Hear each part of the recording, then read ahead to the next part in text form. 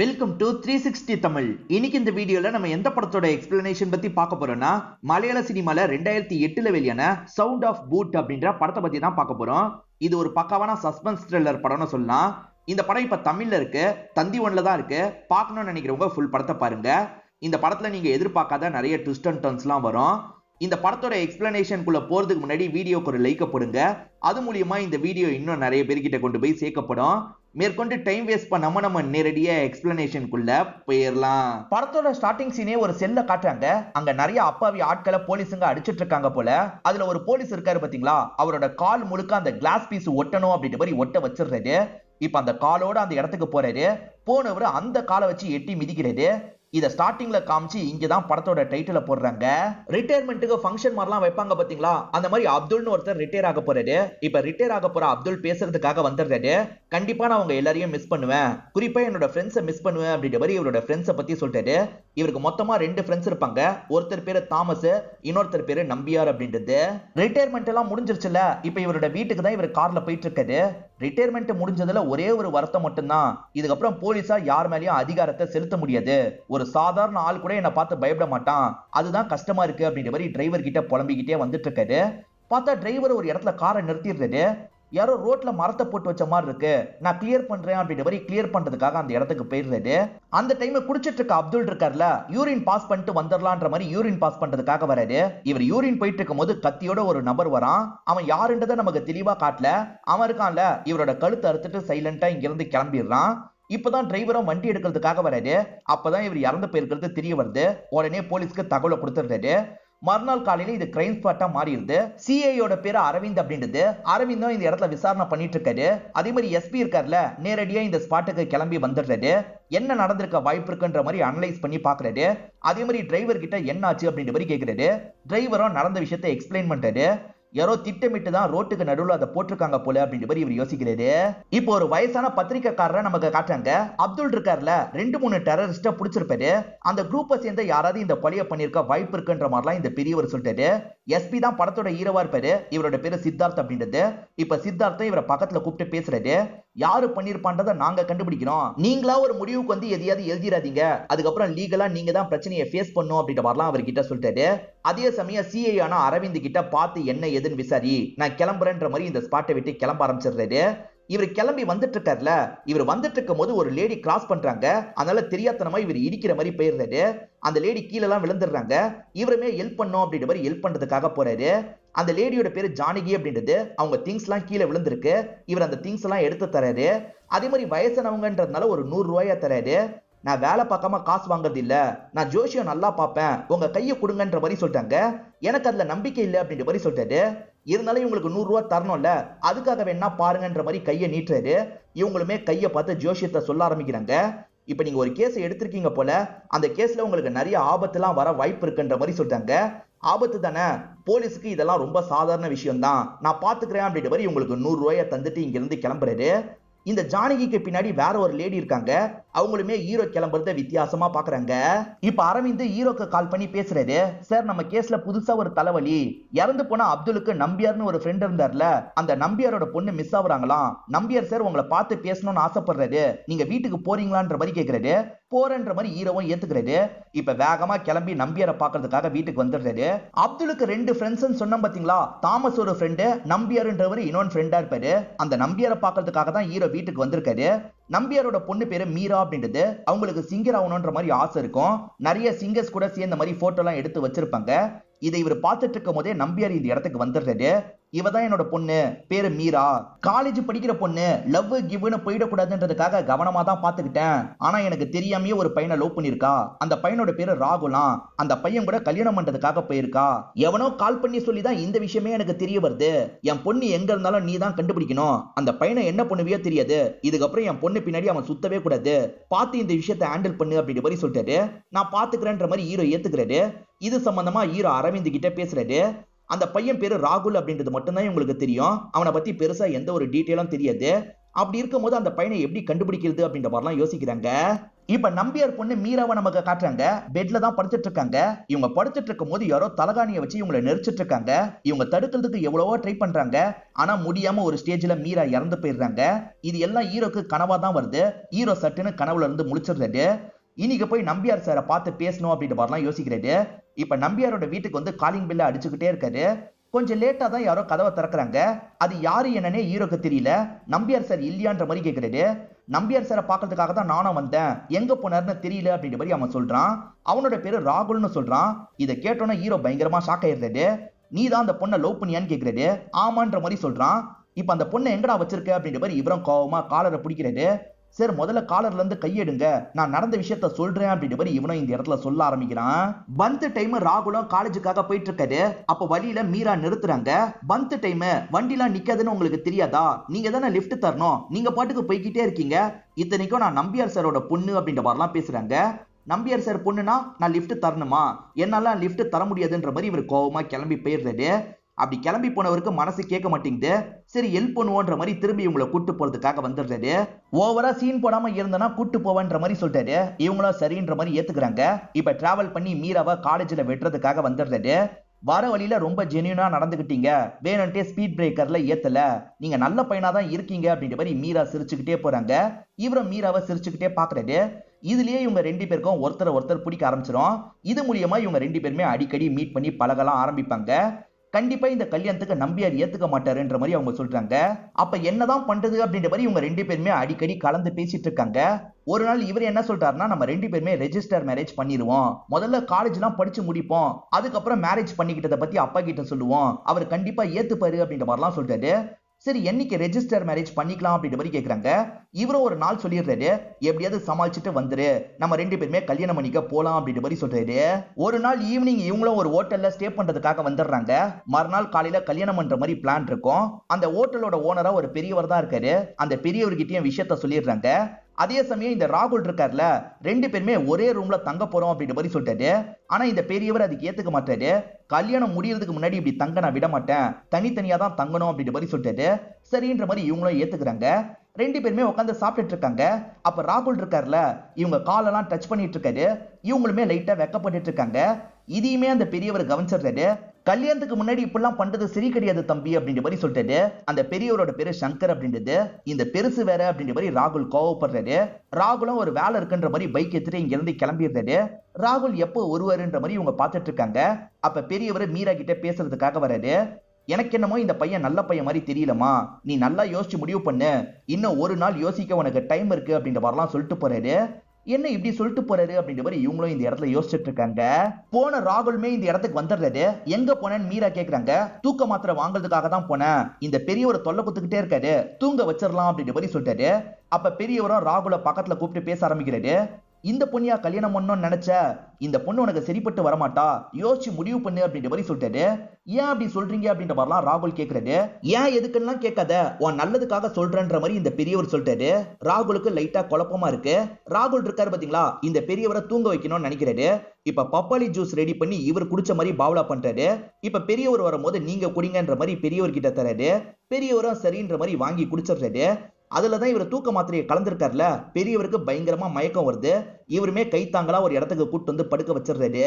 இப்ப மீரா கூட ரொமான்ஸ் எல்லாம் பண்ணலாம் அப்படின்ற மாதிரி மீராவோட ரூம்குள்ள நுழையிறாரு. பார்த்தா மீரா ரூம்ல எங்கேயுமே இல்ல. இப்ப பாத்ரூம்ல சவுண்ட் கேக்குது. ஓஹோ பாத்ரூம்ல தான் இருக்கியா, நான் வரேன்ற மாதிரி கதவை திறந்து உள்ள வராரு. பார்த்தா பாத்ரூம்லயும் அவங்க இல்லன்னு தெரிய வருது. இப்ப சட்டுன்னு பெரியவர் இந்த இடத்துக்கு வந்துடுறாரு. நீங்க எப்படி தூங்காம இருக்கீங்கன்ற மாதிரி இவர் ஷாக்கிங்கா கேக்குறாரு. நான் அந்த ஜூஸை குடிக்கவே இல்லைன்ற மாதிரி இவர் அட்டாக் பண்றாரு. மீரா எங்கன்ற மாதிரிலாம் ராகுல் பயந்த மாதிரி கேக்குறாரு. மீராவை நான் பத்திரமா ஒரு இடத்துல மறைச்சு வச்சிருக்கேன், நான் சொல்ற ஒரு விஷயத்த பண்ணேன்னு வச்சுக்கோ, மீராவை விட்டுருவேன். சின்ன வயசுல சரோஜான்ற ஒரு லேடியால் தான் என்னோட வாழ்க்கைய நாசமா போச்சு, அவ இன்னமும் சந்தோஷமா இருக்கா, அவ கதையை முடிச்சனா மீராவை விட்டுறேன் அப்படின்ற மாதிரி சொல்றாரு. கொலை பண்றதா, அதெல்லாம் என்னால முடியாதுன்ற மாதிரி ராகுல் சொல்றாரு. கொலை பண்ணாதான் மீரா உனக்கு கிடைப்பா, முட்டாள்தனமா போலீஸ் கிட்ட போகாத, மீரா என்னைக்குமே உனக்கு கிடைக்க மாட்டா அப்படின்ற மாதிரி இந்த பெரியவர் சொல்றாரு. இப்ப கதை பிரசன்ட்டுக்கு வந்துருது. கொலை பண்ற லெவலுக்கு எல்லாம் எனக்கு தைரியம் கிடையாது, அதனாலதான் நம்பியார் சார் கிட்ட எல்லாத்தையும் சொல்லிடலான்றதுக்காக வந்தேன், ஆனா சார் எங்கன்னு தெரியல அப்படின்ற மாதிரிலாம் இவன் சொல்லிட்டு இருக்கான். என்னடா கதை விட்டுட்டு இருக்கியா அப்படின்ற மாதிரி ஹீரோ கோவப்படுறாரு. சார் நான் உண்மையை தான் சொல்றேன், இந்த ஹோட்டல்ல தான் ஸ்டே பண்ணேன் அப்படின்ற மாதிரிலாம் சொல்றான். உடனே அந்த ஹோட்டலுக்கு போனா என்னன்ற மாதிரி இவர் யோசிக்கிறாரு. இப்ப கிளம்பி அந்த ஹோட்டலுக்கு வந்து சேர்ந்துடுறாரு. கதவு திறக்கிறதுக்கு அந்த பெரியவர் ரொம்ப லேட் பண்றாரு. அந்த பெரியவர் கொஞ்சம் பதட்டமா இருக்காரு. இதனால ஹீரோவும் ஹோட்டலை வேக வேகமா செக் பண்ண ஆரம்பிக்கிறாரு. அப்படி செக் பண்ணி பார்க்கும்போது தான் மீரா அந்த இடத்துல கொலை செய்யப்பட்டிருக்கிறது தெரிய வருது. இதை பார்த்து ஹீரோ செம்மையா ஷாக் ஆயிடுறாரு. அவன் சொன்னது உண்மைதான், இவர் தான் ஏதோ பண்ணிருக்காரு போல அப்படின்னு யோசிக்கிறாரு. உன்னை அரெஸ்ட் பண்றேன் அப்படின்ற மாதிரி சொல்றாரு. சரி, அந்த ராகுல்ன்ற பையன் உங்ககிட்ட என்ன சொன்னான்னு எனக்கு தெரியாது, ஆனா நடந்த விஷயத்த நான் சொல்றேன், தயவு செஞ்சு பொறுமையா கேளுங்கன்னு சொல்றாரு. இப்ப இவரு சொல்றத நமக்கு காட்டுறாங்க. ராகுலும் மீராவும் சேர்ந்த மாதிரி ஹோட்டலுக்கு வந்துடுறாங்க. ராகுலும் ரூமுக்கு போலான்னு கூட்டு போக பாக்குறாரு. ஆனா மீரா தடுத்துடுறாங்க. கல்யாணத்துக்கு முன்னாடி ஒன்னாலாம் இருக்க வேணாம், எனக்கு தனி ரூம் வேணும் அப்படின்ற மாதிரி கேட்டு வாங்கிக்கிறாங்க. இப்ப ராகுலும் பெரியவர் கூட உட்காந்து ஜெனரலா பேசிட்டு இருக்கான். மீரா கூட ஒன்னா இருந்துட்டு கலட்டி விடுறதுதான் என்னோட பிளான் அப்படின்ற மாதிரி சொல்றான். இதை கேட்கிற பெரியவர் ஷாக் ஆகுறாரு. இதெல்லாம் தப்பு இல்லையான்னு கேட்கிறாரு. அதெல்லாம் ஒரு தப்பும் இல்லைன்ற மாதிரி இவன் சொல்றான். பெரியவர் அந்த பொண்ணை எச்சரிக்கை பத்தணும்னு நினைக்கிறாரு. இவன் சரியில்லம்மா, இவன் கூட நீ சேராத, இங்க இருந்து கிளம்பிரு அப்படின்ற மாதிரிலாம் சொல்லியிருப்பாரு. இல்ல, இவன் ரொம்ப நல்லவன்ற மாதிரி மீரா சொல்லியிருப்பாங்க. சங்கருக்கு ராகுல் ஆக்டிவிட்டி மேல டவுட்டாவே தான் இருந்திருக்கும். அதனால ராகுல கவனிச்சுக்கிட்டே தான் இருப்பாரு. ஜூஸ் ரெடி பண்றான். அதுல ஏதோ ஒரு மாத்திரையை கலக்குறான். என்ன மாத்திரையை கலக்குறான் அப்படின்ற மாதிரி இவர் யோசிக்கிறாரு. அவன் தந்தா குடிக்கூடாதுன்ற மாதிரி யோசிச்சிருப்பாரு. அவன் தந்துடுறான். இவர் சக்கரை கலக்கணும்ன்ற மாதிரி போய் அந்த ஜூஸை ஊத்திட்டு வந்துடுறாரு. இவர் ஜூஸ் குடிச்சுதான் தூங்கிட்டு இருக்கிறதா அவன் நினைச்சிடறான். வேகமா அவங்களோட ரூமுக்கு போறான். இவர் தூங்காம சட்டுன்னு கண் முழிச்சிடுறாரு. இப்ப மீரா கூட ரொமான்ஸ் பண்றதுக்கு ட்ரை பண்றான். மீரா அதெல்லாம் வேணான்ற மாதிரி தடுக்கிறாங்க. அதுக்காக தாண்டி உன்னை கூட்டே வந்தேன், ஒழுங்கு மரியாதையா எனக்கு கோஆபரேட் பண்ணு அப்படின்ற மாதிரி போக போக தப்பா நடந்துக்கிறதுக்கு ட்ரை பண்ணிட்டு இருக்கான். இப்ப பெரியவரும் கதவை தர அப்படின்ற மாதிரி தட்டிக்கிட்டே இருக்காரு. இவனுமே ஒரு ஸ்டேஜ்ல கதவை திறந்துடுறான். அப்ப நீ அந்த ஜூஸை குடிக்கலையான்ற மாதிரி பெரியவரை போட்டு பயங்கரமா அடிச்சிட்டு இருக்கான். பெரியவரும் அந்த பொண்ணை விட்டுரு அப்படின்ற மாதிரிலாம் கேட்கிறாரு. இவன் பெரியவரையும் அடிக்கிறான், அந்த மீராவையும் தடுக்கிறான். இந்த மாதிரி சண்டை நடக்கும் போது மீராக்கு ஏடகுடமா அடிபட்டது. அதனால தான் மீரா இறந்து போயிருப்பாங்க. என்ன தம்பி கொலை பண்ணிட்டு அப்படின்ற மாதிரி கேட்கிறாரு. இந்த ஹோட்டல் ஊரை விட்டு தள்ளி தானே இருக்கு, இங்கேயே எங்கேயாவது குழி தோண்டி இவளை புதைச்சிரு, போலீஸ் கிட்ட என்ன மாட்டி விடணும்னு நினைச்ச, நான் ஒன்ன மாட்டி விட்டுருவேன் அப்படின்ற மாதிரி வார்னிங் தந்தது தான் அவன் கிளம்பி போயிருப்பான். உண்மையில இதுதான் நடந்தது, என் மேல எந்த ஒரு தப்புமே இல்லைன்ற மாதிரி சொல்றாரு. இப்ப ஹீரோக்கு யாரை நம்புறதுனே தெரியல. ஏதோ ஒரு அட்ரஸ் கொடுத்து சரோஜான்னு ஒருத்தங்களை கொல்லணும்னு சொன்னியாமே அப்படின்ற மாதிரி ஹீரோ கேட்கிறாரு. சரோஜானா யாருன்னே எனக்கு தெரியாது, அவன் இஷ்டத்துக்கு வாய்க்கு வந்ததை அடிச்சு விட்டுருக்கான், அவன் ரொம்ப கெட்டவன் அப்படின்ற மாதிரிலாம் சங்கர் சொல்லிட்டு இருக்காரு. அந்த அட்ரஸ்ல சரோஜான்னு ஒருத்தங்க இருக்காங்களா அப்படின்ற மாதிரி விசாரிக்க சொல்லி அரவிந்த் கிட்ட சொல்றாரு. விசாரிச்ச அரவிந்த் அப்பெல்லாம் யாருமே இல்லைன்னு சொல்றாரு. இதை கேட்டு ஹீரோ ஷாக் ஆயிடுறாரு. அப்ப அந்த ராகுல் தான் நம்ம கிட்ட பொய் சொல்லியிருக்கான் போல அப்படின்ற மாதிரி கோவமா இங்க இருந்து கிளம்புறாரு. இப்ப நம்பியாரோட வீட்டுக்கு வந்து சேர்ந்துடுறாரு. அப்படி நம்பியார் வீட்டுக்கு வந்து பார்க்கும்போது தான் நம்பியார் அங்க கொலை செய்யப்பட்டிருக்கிறது தெரிய வருது. இவர் காலையில வீட்டுக்கு வந்தார்ல, அந்த டைமே நம்பியார் இறந்து போயிருக்காருன்றது ஹீரோக்கு தெரிய வருது. அப்ப அந்த ராகுல் தான் கொலை பண்ணிருக்கானா அப்படின்ற மாதிரிலாம் இவருக்கு டவுட் வர ஆரம்பிக்குது. ராகுல் முகத்தை இவர் தெளிவா பார்த்தார்ல, இப்போ ஒரு டிராயிங்கா வரைஞ்சிடுறாரு. அந்த ராகுல் எங்க இருந்தாலும் சரி நம்ம உடனே கண்டுபிடிக்கணும் அப்படின்ற மாதிரிலாம் சொல்றாரு. இப்ப ராகுல வலை வீசி தேடிட்டு இருக்காங்க. அப்படி வர வழியில தான் இவர் ஜானகியை பாக்குறாரு. திரும்பி உங்க கிட்ட குறி கேட்டா என்னன்ற மாதிரி பாக்குறதுக்காக வந்துடுறாரு. இதெல்லாம் நம்பிக்கை இல்லைன்னு சொன்னீங்க, இப்ப எதுக்காக வந்திருக்கீங்கன்னு ஜானகி கேக்குறாங்க. உங்களை பார்த்தோன்னா பார்க்கணும்னு தோணுச்சு, அதனால தான் அப்படின்ற மாதிரி சொல்லிட்டாரு. இப்ப செக் பண்ணவங்க ஷாக் ஆயிடுறாங்க. உயிர் போற ஆபத்து வரப்போகுதுன்ற மாதிரி தான் காட்டுது, நீங்க கவனமா இருங்க, சில பரிகாரம் சொல்றேன்னு ஜானகி சொல்றதுக்காக வராங்க. அதெல்லாம் எனக்கு வேணாமா, இந்தாங்க காசை புடிங்கன்ற மாதிரி காசை தந்துட்டு கிளம்புறாரு. இதெல்லாம் ஜானகிக்கு பக்கத்துல இருக்க லேடி வித்தியாசமா பாக்குறாங்க. ஹீரோ அவரோட வீட்டுல தனியா தான் இருப்பாரு. திடீர்னு வெளியே இருந்து சவுண்ட் கேக்குது. என்ன ஏதுன்னு பாக்குறதுக்காக இவர் வெளியே வந்துட்டு இருக்காரு. அப்பன்னு பார்த்து மாஸ்க் போட்ட யாரோ இவர் அட்டாக் பண்றாங்க. இவருமே தடுத்து அவன் கூட சண்டை போடுறாரு. ரெண்டு பேருமே ஈக்குவலா சண்டை போட்டுட்டு இருக்காங்க. ஒரு ஸ்டேஜ்ல ஹீரோ இருக்கார்ல, அவன் மாஸ்க கலட்டிடுறாரு. அது வேற யாரும் கிடையாது, ராகுலா தான் இருக்கும். இப்ப சோஃபியான்னு ஒரு பொண்ணை நமக்கு காட்டுறாங்க. இவங்க ஒரு ஆசிரமத்தை சேர்ந்தவங்களா இருப்பாங்க. இப்ப ஹீரோவை பார்த்து பேசணும்ன்ற மாதிரி ஒரு இடத்துக்கு வந்துடுறாங்க. அரவிந்த் அதெல்லாம் விட மாட்டேன் அப்படின்ற மாதிரி சொல்லிட்டு இருக்காரு. அப்ப ஹீரோவே நேரடியா அந்த ஸ்பாட்டுக்கு வந்து என்ன விஷயம் அப்படின்ற மாதிரி கேட்கிறாரு. சோஃபியாவும் வந்திருக்க விஷயத்தை பத்தி சொல்றாங்க. ஆக்சுவலா அந்த ராகுல் இருக்கான்ல, ஆசிரமத்துல என் கூட சேர்ந்து தான் படிக்கிறான், ரொம்பவே நல்லவன், அவன் கொலை பண்ற அளவுக்குலாம் தைரியசாலி கிடையாது, அவன் கண்டிப்பா தப்பு பண்ணிருக்க மாட்டான் அப்படின்ற மாதிரி சொல்றாங்க. என்னையே கொல்றதுக்கு பார்த்தான், அவனா தப்பு பண்ணிருக்க மாட்டான் அப்படின்ற மாதிரி ஹீரோவா இந்த இடத்துல பயங்கரமா கோவம் எல்லாம் படுறாரு. சோஃபியா சொன்னதை வச்சு ராகுலோட காலேஜ்ல விசாரிச்சு பார்த்திருப்பாங்க. ராகுல் ரொம்ப அப்பாவின்ற மாதிரி தான் இவங்களுக்கு ரிப்போர்ட் வந்திருக்கும். அவ்வளவு அப்பாவி எதுக்காக இந்த விஷயத்தெல்லாம் பண்ணணும், ஏதோ தப்பா இருக்கு, திரும்பி அந்த சங்கரை பார்க்கணும் அப்படின்ற மாதிரி ஹீரோ யோசிக்கிறாரு. இப்ப சங்கரை பார்க்கறதுக்காக அந்த ஹோட்டலுக்கு வராரு. பார்த்தா சங்கர் அந்த ஹோட்டல்ல இல்ல. ஹோட்டலை நான் வாங்கிட்டேன்ற மாதிரி வேற ஒரு நபர் வராரு. எப்ப வாங்குனீங்கன்ற மாதிரிலாம் கேக்குறாங்க. இப்ப கொஞ்ச நாளைக்கு முன்னாடி தான் வாங்கினன்ற மாதிரி சொல்றாரு. உங்க பேர் என்னன்ற மாதிரி கேக்குறாங்க. என் பேரு ஜார்ஜ்ன்ற மாதிரி இவர் சொல்றாரு. சரின்ற மாதிரி இவங்க ரெண்டு பேருமே இங்க இருந்து கிளம்ப போறாங்க. இவங்க கிளம்புறதுக்கு போறாங்கல்ல, யாரோ மறைஞ்சிருந்து இவங்க ரெண்டு பேரையும் கவனிக்கிறாங்க. இப்ப இவங்க ரெண்டு பேருமே பேசிக்கிட்டே ஜீப்ல வந்துட்டு இருக்காங்க. இப்ப ஹீரோவும் தேன் கடைக்கிட்ட வண்டியை நிறுத்திடுறாரு. அவர்கிட்ட பேச்சு கொடுக்குறாரு. பேச்சு கொடுக்கும் போது அந்த ஹோட்டலை பத்தி விசாரிக்கிறாரு. ஜார்ஜ் சார் அடிக்கடி தேனை வாங்கிட்டு போவாருன்ற மாதிரி இவன் சொல்றான். எவ்வளவு நாளா வாங்குறாருன்னு ஹீரோ கேக்குறாரு. அவர் 15 வருஷமா வாங்கிட்டு இருக்காரு அப்படின்ற மாதிரி கடைக்காரர் சொல்லிட்டாரு. ஆக மொத்தத்துல ஜார்ஜ் தான் அந்த ஹோட்டலோட ஓனரு. அப்ப சங்கர் எப்படி அந்த இடத்துக்கு வந்தாரு, ஏதோ தப்பா இருக்குன்ற மாதிரி ஹீரோ யோசிக்கிறாரு. இத பத்திலாம் அரவிந்த் கிட்ட ஷேர் பண்றாரு. உண்மையான ஹோட்டல் ஓனரே ஜார்ஜ் தான், ஆனா இப்பதான் ஹோட்டலை வாங்கின மாதிரி நடிக்கிறாரு. கண்டிப்பா அந்த சங்கர் சொல்லி தான் இப்படி நடிக்கிறாரு போல. அந்த சங்கர் எங்க இருந்தாலும் சரி நம்ம பிடிக்கணும் அப்படின்ற மாதிரிலாம் சொல்றாரு. சோஃபியா இருக்காங்கல்ல, ராகுல வெளியே எடுத்துடுறாங்க. இதுக்காக லாயருக்கு நன்றி சொல்றாங்க. நீங்க நன்றி சொல்லணும்னா எஸ்பிக்கு தான் சொல்லணும், ஏன்னா அவர் சைன் போட்டதுனால தான் வெளியே எடுக்க முடிஞ்சது அப்படின்ற மாதிரி சொல்றாங்க. அந்த ஆளுக்கெல்லாம் நன்றி சொல்ல முடியாதுன்ற மாதிரி ராகுல் சொல்றாரு. இப்ப சோஃபியா வீட்டுக்கு கூட்டு வரும்போது ராகுல போட்டு அடிக்கிறாங்க. நீ ரத்தத்தை பார்த்தாலே பயப்படுவேன்னு எனக்கு தெரியும், அப்படி இருக்கும் போது நீ எப்படி கொலை பண்ணிருப்ப, அதுவும் இல்லாம ஹீரோவை எதுக்காக அட்டாக் பண்ண, என்கிட்ட சொல்லு, யார் சொல்லி பண்ண அப்படின்ற மாதிரிலாம் கேக்குறாங்க. நான் முன்ன மாதிரிலாம் இல்ல, ரொம்ப மாறிட்டேன்ற மாதிரி ராகுல் சொல்றாரு. சட்டுன்னு இவங்களுக்கு லிப்லா கொடுத்துறாரு. அப்படி முத்தம் கொடுத்தவரு இவங்க வாயை கடிச்சிடுறாரு. இப்ப இவங்க வாயில இருந்து லைட்டா ரத்தம்லாம் வருது. ஹீரோ என்ன நினைக்கிறாருன்னா, யாரோ சொல்லிதான் ராகுல் இப்பெல்லாம் பண்ணிருக்கான்ற மாதிரி நினைக்கிறாரு. அதனால தான் ராகுல போக விட்டுருப்பாரு. இப்ப சோஃபியாக்கு கால் பண்ணி பேசுறாரு. நான் வேணும்ட்டே தான் அவனை போக விட்டேன், எப்படியாவது பேசி அவன் கிட்ட இருந்து உண்மையை வாங்கு அப்படின்ற மாதிரி சொல்றாரு. நானும் அதுக்கு தான் ட்ரை பண்றேன், ஆனா அவன் ரொம்ப மோசமா நடந்துக்கிறான் அப்படின்ற மாதிரி இவங்க சொல்லிட்டு இருக்காங்க. இந்த மாதிரிலாம் இவங்க பேசிட்டு இருக்கும் போது ராகுல் இந்த இடத்துக்கு வந்து இந்த விஷயத்த கவனிச்சிடுறாரு.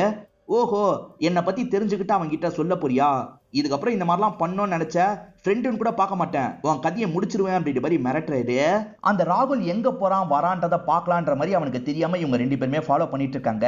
இவங்க ஃபாலோ பண்றதை ராகுல் கண்டுபிடிச்சிடறான் போல. இப்ப இவங்களுக்கு ஆட்டம் காட்டுற மாதிரி செம்ம வேகமா போறான். ஒரு ஸ்டேஜ்ல திடீர்னு காணாம போயிடுறான். சரி, இவங்களும் மத்த வேலையை பார்ப்போன்ற மாதிரி போயிட்டு இருக்காங்க. பார்த்தா ஜானகி ஒரு இடத்துல கடை வச்சிருக்காங்கல்ல, அதுக்கு பக்கத்துல தான் ராகுல் இருக்கான். இத பாக்குற ஹீரோவும் வண்டியை விட்டு இறங்கிடுறாரு.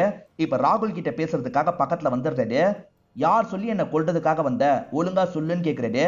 எனக்கா தோணுச்சு, அதனால தான் வந்தன்ற மாதிரி சொல்றான். இவன் கொலை பண்ணானா இல்லையான்ற மாதிரி ஹீரோக்கு ஒரு டவுட் இருந்துகிட்டே இருக்குல்ல, அதனால ஹீரோவை இவனை லாக் பண்றாரு. இப்ப ஜானகி கிட்ட எடுத்துட்டு வந்துடுறாரு. இவன் கைய பார்த்தே இவன் கொலை பண்ணானா இல்லையான்னு சொல்லுவீங்கல்ல, சொல்லுங்கன்ற மாதிரி சொல்றாரு. அவங்களுமே கடவுள் கிட்ட வேண்டிட்டு கைய பாக்குறாங்க. பார்த்தவங்களோட முகம் மாறுது. கண்டிப்பா இவன் கொலை பண்ணிருக்கான் அப்படின்ற மாதிரிலாம் சொல்றாங்க. இப்ப இவருமே இதை கேட்டு ஷாக் ஆயிடுறாரு. இந்த லேடி பைத்திய மாதிரி வளர்றா, நான் கொலைலாம் பண்ணல அப்படின்ற மாதிரி சொல்லிட்டு இருக்கான். இருந்தாலுமே ஹீரோ ஸ்டேஷனுக்கு கூப்பிட்டு போய் விசாரிக்கணும் அப்படின்ற மாதிரி இவனை லாக் பண்ணிட்டாரு. ஆனா இவன் இருக்கான் பாத்தீங்களா, சட்டுன்னு ஹீரோவை தள்ளி விட்டுட்டு இங்க இருந்து தப்பிச்சு ஓடுறான்.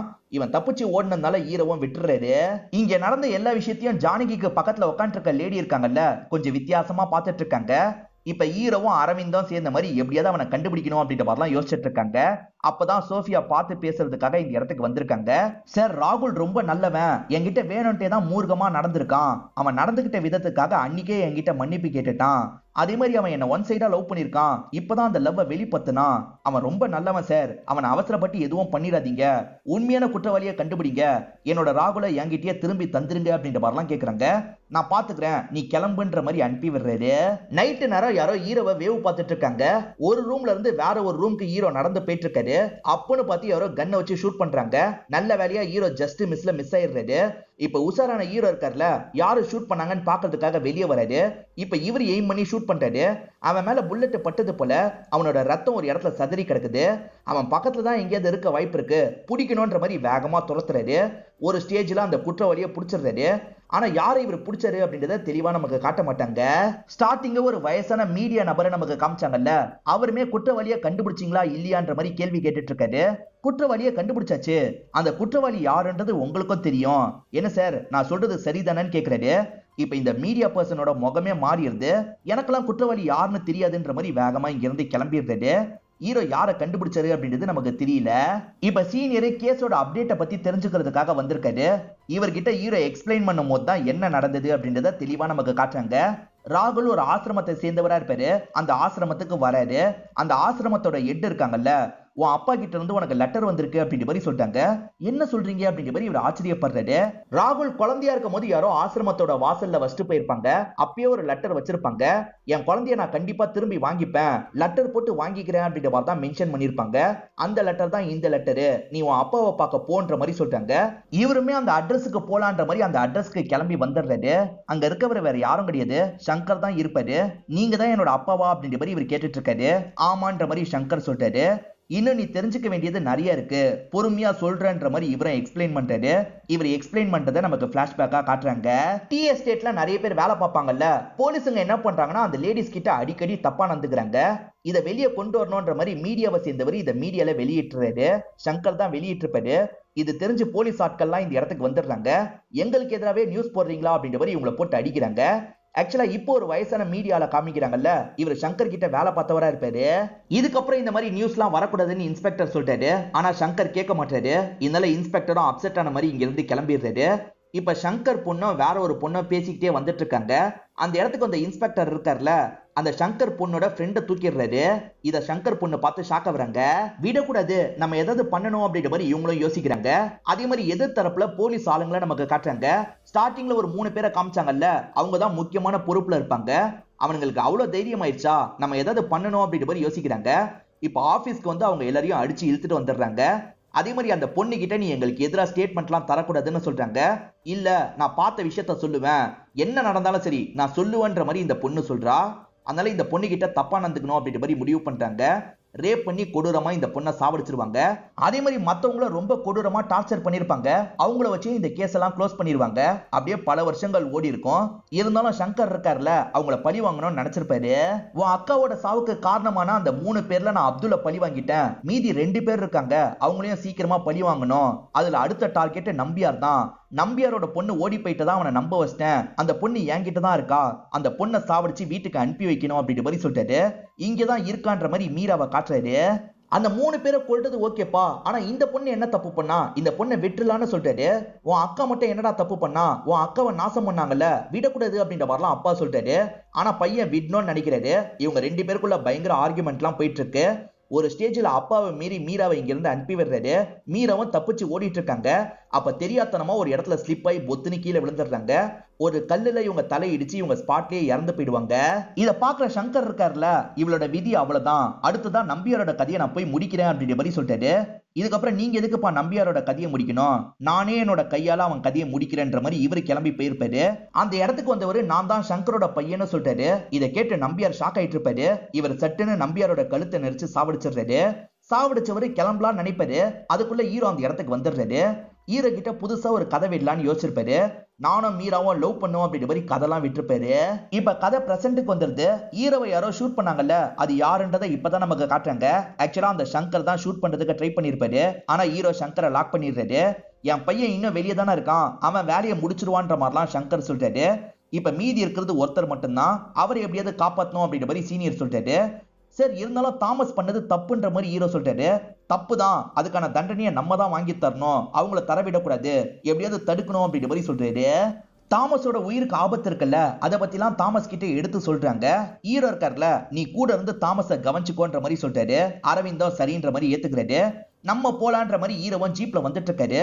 இவர் வந்துட்டு இருக்க வழியில ஒரு நியூஸ் பேப்பர் இருக்கு. அந்த நியூஸ் பேப்பரை படிக்கிறாரு. அதுல தாமஸ் கொல்லப்பட்டுட்டாரு அப்படின்ற மாதிரி தான் போட்டிருக்கு. கொல்ல போறாங்க போல அப்படின்ற மாதிரி இவரும் திரும்பி அந்த ஸ்பாட்டுக்கு வேகமா வந்துட்டு இருக்காரு. பார்த்தா நிறைய ஆட்கள் தாமஸை கொல்றதுக்காக போயிட்டு இருக்காங்க. இவருமே அந்த இடத்துக்கு வந்து சண்டை போட ஆரம்பிக்கிறாரு. அரவிந்தும் அங்கதானே இருக்காரு. அரவிந்துமே சண்டை போடுறாரு. இப்ப 3 பேருமே சண்டை போட்டு அடிக்க வந்த ஆட்கள் எல்லாரையும் லாக் பண்ணிடுறாங்க. அதுல ஒருத்தரா தான் இந்த ராகுல் இருப்பான். காப்பாத்தினதுக்காக தாமஸ் நன்றி சொல்லிட்டாரு. நன்றிலாம் எனக்கு வேணாம் சார், நீங்க பண்ணது தப்பு, அந்த தப்புக்கான தண்டனையை நீங்க கண்டிப்பா ஒரு நாள் அனுபவிப்பீங்க அப்படின்ற மாதிரி சொல்லிட்டாரு. அரவிந்த் நம்ம கிளம்பலாம் அப்படின்ற மாதிரி அரவிந்த கூப்பிட்டு இங்க இருந்து கிளம்புறாரு. எல்லாரையும் புடிச்சிட்டாங்கல்ல, அதனால தான் அவரை தனியா விட்டுட்டு கிளம்புறாங்க. இப்படி வந்துட்டு இருக்கும் போது நியூஸ் பேப்பர் இருக்கு. நியூஸ் பேப்பரை படிச்சா திரும்பி அவர் கொல்லப்பட்டிருக்காரு அப்படின்ற மாதிரி தான் போட்டிருக்கு. இப்ப லாக்ல இருக்க எல்லாருமே தனவட்டா சிரிச்சிட்டு இருக்காங்க. இவங்களை தாண்டியும் இந்த டீம்ல வேற யாரோ இருக்காங்க போல அப்படின்ற மாதிரி ஹீரோ யோசிக்கிறாரு. இப்ப வேகமா வண்டியை திருப்பி அந்த ஸ்பாட்டுக்கு வராரு. அங்க வந்து பார்க்கும் போது தாமஸ் கொலை செய்யப்பட்டிருக்காரு. தாமஸோட கையில ஏதோ இருக்கு. கையில என்ன இருக்குன்ற மாதிரி எடுத்து பாக்குறாரு. அப்படி பார்த்தவரு கில்லர் யாருன்றதை கண்டுபிடிச்சிடுறாரு போல. இப்ப ஹீரோவும் கிளம்பி நேரா ஜானகியை பாக்குறதுக்காக வராரு. இவர் ஜானகியை தான் பார்க்க வந்திருக்காருன்னு பார்த்தா ஜானகியை பார்க்க மாட்டாரு. பக்கத்துல இருக்க லேடியை பார்க்கறதுக்காக வந்திருக்காரு. அந்த லேடி ஷூ எல்லாம் பாலிஷ் பண்றவங்க போல, பாலிஷ் பண்ணு அப்படின்ற மாதிரி சொல்லிட்டாரு. அந்த லேடியும் பயந்துகிட்டே பாலிஷ் பண்ணி முடிச்சிடுறாங்க. இப்ப முடிச்சோன ஹீரோ இருக்காருல, ஜானகி கிட்ட பேசுறதுக்காக வந்துடுறாரு. இப்ப என்னோட கையை பார்த்து சொல்லுங்கன்ற மாதிரி கேட்கிறாரு. இவங்க எப்பவுமே டாலரை தொட்டு கும்பிட்டு தான் குறி சொல்லுவாங்க. இப்ப டாலர் மிஸ் ஆகுது. இவங்க நேரடியா குறி சொல்ல ஆரம்பிக்கிறாங்க. இப்ப ஹீரோ இருக்காருல, இந்தாங்க உங்க டாலர்ன்ற மாதிரி இவங்க கிட்ட டாலரை நீட்டுறாரு. இவங்க தான் கொலை பண்ணிருக்காங்க அப்படின்றத ஹீரோ கண்டுபிடிச்சிருக்காரு. இந்த செயினை வச்சுதான் கண்டுபிடிச்சேன்னு நினைக்காதீங்க, இல்லனாலும் கண்டுபிடிச்சிருப்பேன் அப்படின்ற மாதிரி சொல்லிட்டாங்க. ஆக்சுவலா இவங்க சங்கரோட ஒய்ஃப்.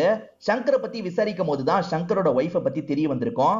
அவனுங்க 3 பேர் சேர்ந்து ஜானகி கிட்டயும் தப்பா நடந்திருப்பாங்க. ஜானகி கண் முன்னாடி தான் பொண்ணை சாவடிச்சிருப்பாங்க. இது எல்லாமே ஹீரோக்கு புரியுது. இதனால தான் ஜானகி அந்த ஸ்பாட்டுக்கு வந்து கொலைலாம் பண்ணிருப்பாங்க. ஹீரோ இருக்கார்ல, கவலைப்படாதீங்க, உங்க பக்கத்துல நியாயம் இருக்கு, நான் எதுவுமே பண்ண மாட்டேன் அப்படின்ற மாதிரி இங்க இருந்து கிளம்ப ஆரம்பிக்கிறாரு.